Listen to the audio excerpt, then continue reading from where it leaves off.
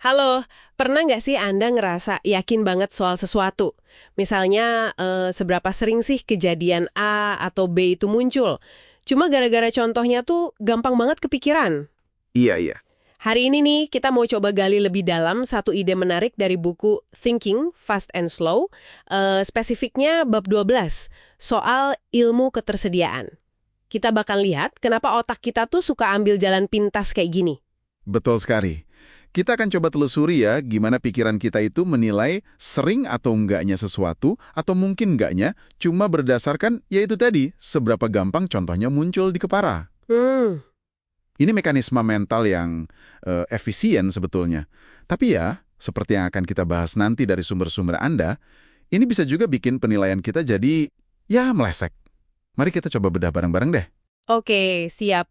Jadi konsep dasarnya gini ya, kalau sesuatu gampang diingat, kita cenderung mikir itu lebih umum atau lebih penting. Kayak di studi awal itu loh, yang orang disuruh tebak huruf K. Ah, iya, iya yang itu. Lebih sering muncul di awal kata atau di posisi ketiga dalam bahasa Inggris. Coba deh, insting pertama kita bilang apa? Pasti banyak yang langsung kepikiran kata-kata kayak king, kitchen, no ya kan?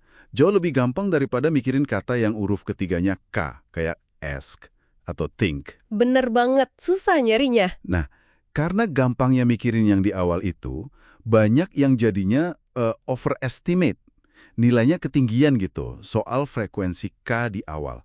Padahal faktanya, untuk beberapa huruf ya, K, L, N, R, V, itu mereka justru lebih sering muncul di posisi ketiga. Oh gitu ya, baru tahu saya. Contoh lain nih dari sumber kita soal persepsi skandal. Kenapa ya rasanya tuh kayaknya skandal politisi lebih sering kejadian dibanding katakanlah dokter atau pengacara gitu. Nah, ini dia. Ini bukan cuma soal seberapa sering beneran terjadi, tapi lebih ke apa yang diberitain. Ah, media ya. Iya, skandal politisi itu kan, wah, berita bagus buat media. Jadi diliputnya gede-gedean. Akibatnya, ya contohnya jadi gampang banget muncul di ingatan kita, sangat tersedia. Jadi kayak numpuk gitu ya di kepala kita contohnya. Persis. Dan ini bisa nyiptain yang namanya availability cascade. Jadi kayak riam ketersediaan gitu. Topik yang diliput media, narik perhatian publik. Terus publik nuntut lagi. Nah, terus media liput lagi, siklus aja gitu. Sementara isu lain yang mungkin lebih krusial tapi kurang jual, kurang sensasional, ya tenggelam aja. Nggak kedengeran? Oke. Jadi ini bukan cuma soal apa yang kita ingat, tapi seberapa gampang kita ngingetnya itu ya.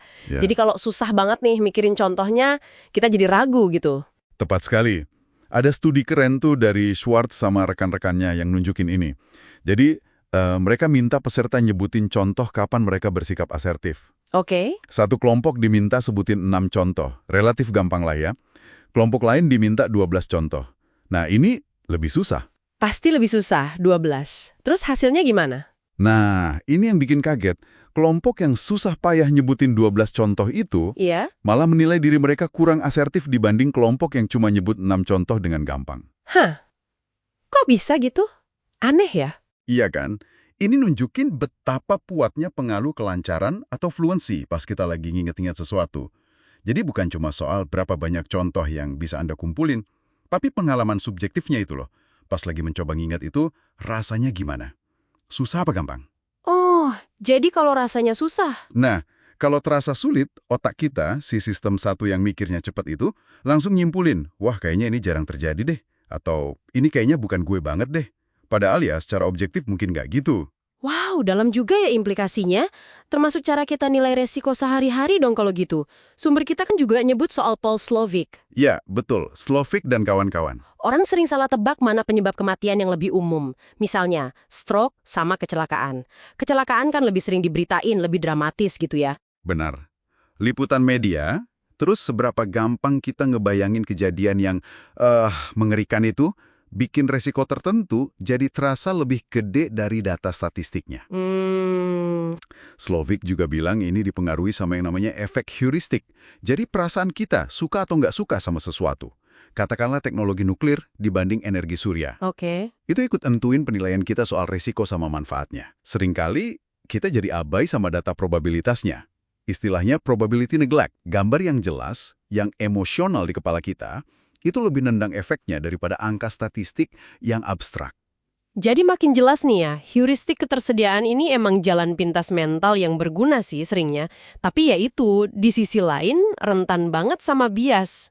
Gampangnya kita nginget sesuatu bisa nipu kita soal seberapa sering itu terjadi, seberapa mungkin, bahkan soal seberapa besar resikonya. Ya, betul. Nah, sekarang coba deh Anda renungkan sebentar, di area mana aja nih dalam hidup Anda, heuristik ini mungkin lagi bekerja.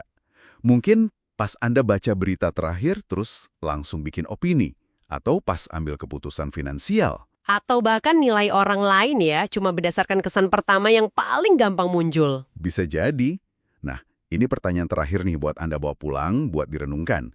Kalau kemudahan mengingat itu sebegitu kuatnya ngebentuk persepsi kita soal apa yang penting dan apa yang sering terjadi, kira-kira ada nggak ya isu penting atau kebenaran penting lain yang mungkin secara sistematis kita abaikan, kita remehkan?